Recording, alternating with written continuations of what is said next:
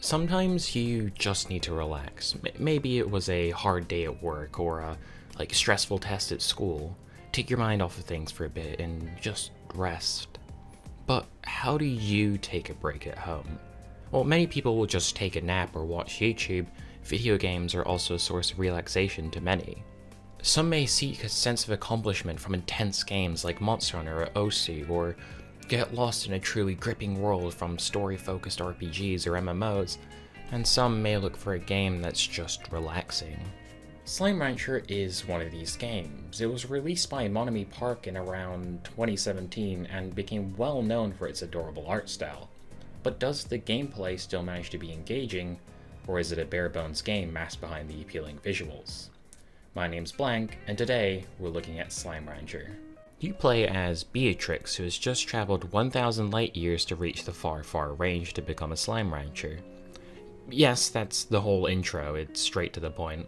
The game controls similarly to an FPS, but it plays like a farming sim. However, Beatrix is not equipped with an ordinary gun. She has a vac-pack, which is a strange, half-vacuum, half-bag tool. With the right click, you can vacuum up many things to store them, and then you can shoot them back out later. You start off in the ranch, which serves as your main base for the whole game. There are small square plots with a button that allows you to build essential things using new bucks, which is the currency of the game. To make money, you'll need to explore the world to find these really adorable slimes to take back to the ranch, and by feeding them food, they'll poop out plorts. Plorts can then be sold for money that can be used to upgrade your facilities, so you're able to take care of slimes easier and better to make even more money to upgrade even more things. You can also unlock other areas of the ranch that all have their own unique advantages. This is the core gameplay of Slime Rancher. Explore the world and take care of slimes. Though things aren't quite that simple. Different slimes have different diets, as some may be carnivores or herbivores, and some slimes need to be handled carefully or can only survive in specific areas. These differences means you'll need to make thoughtful decisions on where everything is placed in the ranch, should the storage be close to the slimes or the market? Do I keep these slimes close to each other, or is that too dangerous? Where's the nearest food source? This keeps the simple act of placing buildings down interesting. Selling plorts also requires thought, since there's a supply and demand system where the value of plorts will rise if you don't sell much of that type of plort, and will drop if you sell too many after a day. So you have to pinpoint and predict the best time to sell all of your plorts in bulk to maximize profit if you're a real pro. Selling hundreds of plorts at the right time is satisfying, but it can be extremely repetitive due to the limited inventory space. You only have 4 inventory slots, though that's not the problem. I actually think this is a really smart design choice, as it discreetly pushes you to return home to clear your inventory and check on slimes when you're out exploring the world for a long amount of time. I don't mind this when exploring the world. It's more how many of one item you can carry when ranching that really bothers me. You will spend a large majority of the game with a maximum stack size of 50 items, and you can't carry around multiple stacks of the same item, so selling plorts in bulk is very, and I mean very, tedious until a certain point in the game. I mean, just look at this. This is on 5 times speed, and I'm just going back and forth and back and forth. It sucks. I don't like it. Slimes also have a favorite food that will make them drop double the plort, so if you want to be efficient, you'll need to take that into consideration. While you could go and gather food for them manually all the time, that's really time consuming, so building gardens to grow fruits and veg, or chicken coops for meat will make your life easier. Personally, I think coops aren't worth the effort at all. Coops need roostros and hens to start laying eggs, and roostros eventually become old and have to be replaced with a new one manually if you want to keep getting more hens. Coops also have a strict limit of chickens, so all of this combined is a lot of effort for 6 chickens? Nah. Gardens require you to just throw in 1 piece of food, and after some time, you just collect it without needing to do much else. Coops are made even less useful due to largo slimes. By feeding a slime the plort of a different type of slime, it will gain the favored food and abilities of the base slime and the slime where the plort came from. For example, if I feed a pink slime a rock plort, it will become a pink rock largo, which is a fusion between a pink slime and a rock slime. So what I did was I combined every single slime that had meat as its favorite food with another slime that had it as fruit or veg, so I wouldn't have to deal with coops at all. I absolutely love this system, as the limitless combination of slimes is super cool, and I was always excited to see what they would look like. And it also adds like replay value, since you can try to make different types of Largos if you get bored. Feeding Largos will make them drop 2 plorts, and feeding them their favorite food will make them drop a staggering 4 plorts. They're the best way to make fat stacks, but there's one massive disadvantage. They must not eat a plort from a different slime. If they do, they'll transform into the dangerous tar slimes, which will consume nearby slimes to clone itself. If you aren't careful, there's a high chance you'll lose all of your slimes and be forced to find new ones again. It's a nice risk versus reward situation. Luckily, you can upgrade the corals that slimes are kept in to make it very difficult for slimes to escape to prevent this from ever happening. Tar slimes will disappear if you shoot them with water, which is an ability that needs to be unlocked from the upgrade station. This is used to upgrade your stats such as health or energy to run for longer, or to get the jetpack, which allows you to hover if you have energy. While upgrades could have been interesting, it's very easy to unlock everything, and you don't unlock any other interesting abilities past the initial few. Slime Rancher is more than just about ranching, as there's a world to explore filled to the brim with slimes and interesting areas to find. And man, this game looks really nice. The colorful art style is just so vibrant, and it just oozes with charm. I spent most of my playthrough wondering what exactly made these visuals feel scarily familiar to me. Like, yes, it looks fantastic, but I knew there was something almost nostalgic about it. Who worked on the art direction for this game? Ian McConville? Holy shit, he was the dude that worked on the art direction for Spiral Knights. And I fucking love that game. And also, Harry Mack also worked on the music for both games as well. But thinking about it now, I really should have figured that one out earlier. Slime Rancher's story is told entirely via light optional text like letters or small conversations that don't really intrude on the gameplay at all. So if you don't care, it can be completely ignored. I'd advise against doing that though, as the writing is at least always somewhat entertaining with funny character quirks. My favorite has to be Bob, by far. All he does is he says like hello chicken, and he's got like broken English and stuff. And if you're wondering why, he's just some slime saying the good old trench coat trick. Oh, my heart's melting, that's adorable. World building is done through the Slimepedia. While it functions like a useful gameplay guide to help find items and to learn about slime behavior, it also has like little things such as explanations for how plorts are used back in Earth, like how phosphor slimes are used as an eco-friendly light source. It gives a bit of context to what you're doing, and I really appreciate that. The world itself starts off very small, as all the other areas are locked behind slime gates.